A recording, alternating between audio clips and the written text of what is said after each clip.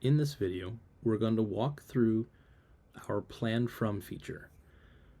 Our Plan From feature allows you to quickly create a new plan based on an existing one, making it easy to create related operations across a season while still allowing some flexibility and adjustment. To get started, let's head over to the Plans page and select an existing path plan. This will serve as your reference or your anchor plan. Next, we'll set up our new plan. You can change your default season name or your plan name if desired. And then let's choose our operation type.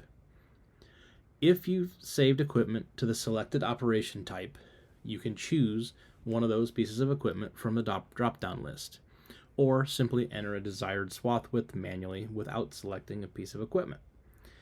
Then select our headland passes and our number of interior passes.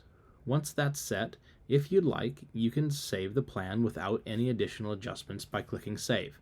Or we have a few additional adjustments that can be made to the new plan in relation to the reference plan. Our additional adjustments are inner row, track rotation, and reduced wheel traffic. Inner row adjustment lets you shift the guidance line by the set distance, positive or negative, commonly used for seating between last season's rows. Track rotation. With track rotation, you can enter a degree to adjust the heading from the reference plan to the new plan. This is commonly used for harvest or tillage, where completing the operation at a slight angle to the reference plan increases the new operation's performance or effectiveness.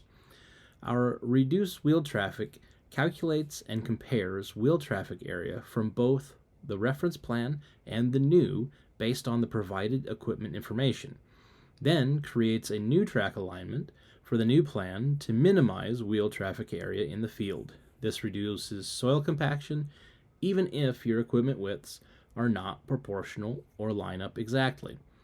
An additional option while planned from is to create seasonal tramlines.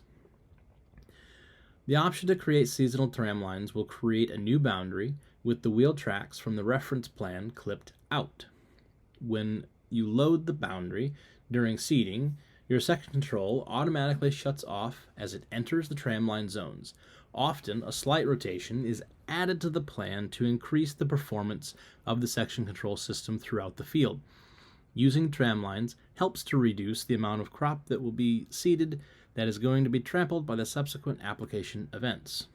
That is a look at our Plan From feature. Thank you.